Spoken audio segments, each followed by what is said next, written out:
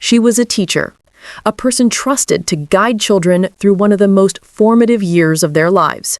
Madison Bergmann, a name once spoken with respect in Hudson, Wisconsin, now carries the weight of betrayal, the kind that leaves families broken, communities shaken, and questions that have no easy answers. She stood in court and pleaded guilty, admitting to crimes that no teacher should ever commit: child enticement with sexual contact and sexual misconduct by school staff, crimes that make every parent wonder how someone could abuse a position of trust so completely.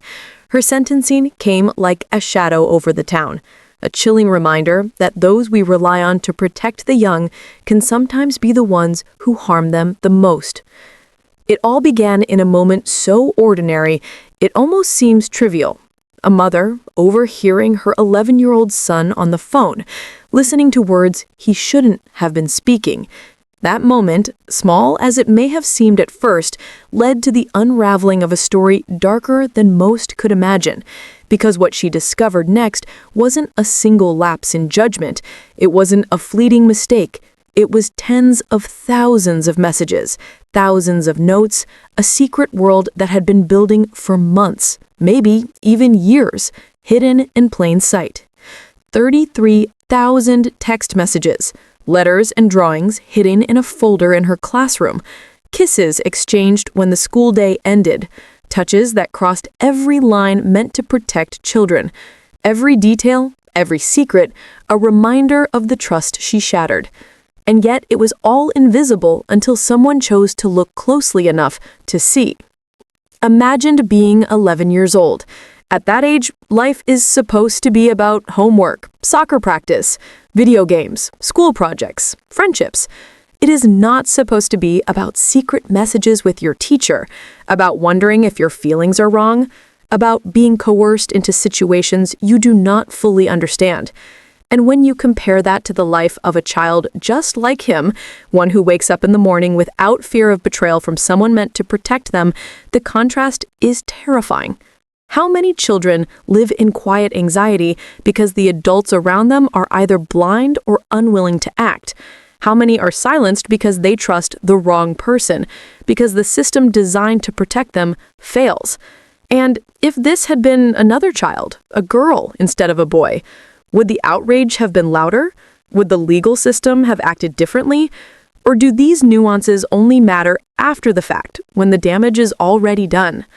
And there are twists that make the story even more chilling. Madison Bergmann was engaged. She had plans for a life many would have envied, a life that appeared stable and predictable, a life where she was respected. Yet behind that facade, she cultivated a secret relationship with a child. A relationship that escalated over months, hidden in text messages, handwritten notes, and stolen moments. The engagement that should have symbolized love and commitment instead became a background to a story of betrayal, a reminder that appearances can be deadly deceptive. The wedding was canceled, the family reputation tarnished, and the community left to grapple with the question, how could someone with so much to lose risk everything for such a dark obsession? The courtroom revealed more layers of contradiction and tension. Charges were filed, then amended. Severe charges were dropped under a plea deal. First-degree child sexual assault, use of a computer to facilitate a child sex crime, exposing a child to harmful material, these charges were read in, but not actively pursued. And that leaves a lingering question in the mind of anyone paying attention. Does a plea deal lessen the gravity of her crimes, or does it reveal the complexities of proving exactly how trust was violated and boundaries crossed? As she sobbed in court, one cannot help but wonder, was it remorse, or the fear of exposure, or the realization that her life, carefully constructed and now crumbling, was ending in public disgrace? And what of the system? How did 33,000 text messages escape scrutiny for so long? How did handwritten notes pass from hand to hand in classrooms without raising alarms? How did a student, 11 years old, feel compelled to hide, to whisper, to fear consequences if he spoke up? It is a story not only of one teacher's betrayal, but also of institutional oversight failing, of adults who didn't ask questions, of policies that didn't protect, of communities that sometimes look away. Every parent, every teacher, every administrator must ask themselves, what would I have done? Would I have acted? Would I have seen? Or would I have assumed innocence, trusted appearances, allowed the betrayal to continue unchecked? And now, as she awaits sentencing, the conversation turns inevitably to who is next. Because while Madison Bergmann's story is shocking, it is not unique. Children are everywhere, and unfortunately, there are adults ready to exploit that trust. How many secret messages are sent tonight in classrooms across the country? How many notes, small touches, hidden moments are being dismissed or ignored, leaving children vulnerable?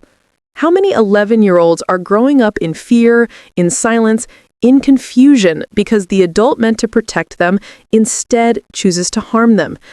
And when you compare the boy who suffered under Madison Bergmann to children across the nation, to every child who deserves safety and innocence, the question becomes not only what happened here, but what will happen next if nothing changes? Who is next, and will we act before it's too late? This is a story that should unsettle every listener. It is a story that asks uncomfortable questions about gender, about power, about trust, about systems failing those they were meant to protect. It is a story that leaves us asking not who did this, but how and why, and what will be done to prevent it from ever happening again. It is a story that demands attention, that demands outrage, that demands reflection. Because behind the statistics, behind the news reports, behind the plea deals and the courtroom tears, there is a child who will never be the same, a child who deserved more, a child whose voice, finally heard, should be a call to action for all of us. And as you listen, think about the other children, the ones whose voices have yet to be heard, whose stories have yet to break into headlines. Think about the systems we trust, the adults we rely on, the silence that allows predators to flourish. Think about what it means to protect innocence, to recognize warning signs, to demand accountability. Because Madison Bergmann's case is not an isolated incident. It is a warning. It is a mirror. It is a reminder that vigilance is required, that trust must be verified, and that justice must be more than words on paper. And while she may face sentencing, while the courtroom may close, the real question remains: how many more children are at risk, and who will speak for them before it's too late? And the aftermath of cases like this ripples far beyond a single courtroom. Families struggle with trust, communities wrestle with disbelief, and every parent feels the heavy weight of what if? What if they had asked one more question? What if they had paid closer attention to the signs? What if the system had acted faster, stronger, without hesitation? These questions haunt the minds of those left behind because the consequences are not abstract. They are deeply personal, lasting, and sometimes permanent. For Madison Bergmann, the consequences are legal, public, and undeniable. For the child, the consequences are emotional, psychological, and profoundly intimate. For the community, the consequences are the sobering reminder that vigilance, oversight, and accountability are not optional. They are essential. And for society at large, the case forces a confrontation with uncomfortable truths. Adults can fail, systems can falter, and innocence can be shattered in ways that may never fully heal. It is easy to distance ourselves from the story, to think it could never happen in our town, our school, our family. But the truth is that abuse does not always announce itself. It hides in texts, in notes, in seemingly innocent interactions. It preys on trust, manipulates kindness, and exploits the natural vulnerability of children. And if we fail to look, fail to question, fail to act, we allow it to continue. So what is the path forward? Awareness is the first step. Parents must talk, educators must train, and institutions must enforce policies that leave no room for secrecy. Children must be empowered to speak, and adults must be prepared to listen without disbelief. Accountability must extend beyond a single individual. It must permeate every level of the system, every layer of responsibility, and every adult who comes into contact with children. Madison Bergmann will face her punishment. The law will define the limits of justice in her case. But justice for a child, for the innocence that was stolen, for the trust that was betrayed, is something far broader and far harder to measure. It lives in prevention, in vigilance, in every step we take to ensure no other child suffers in silence. And as the echoes of this story settle, remember the question that must guide every conversation, every action, every policy. Who is next? Because the answer is not inevitable, not fixed, not beyond our influence. The answer depends on us, on whether we choose to see, to act, and to protect. Madison Bergmann's case may be one chapter in a much larger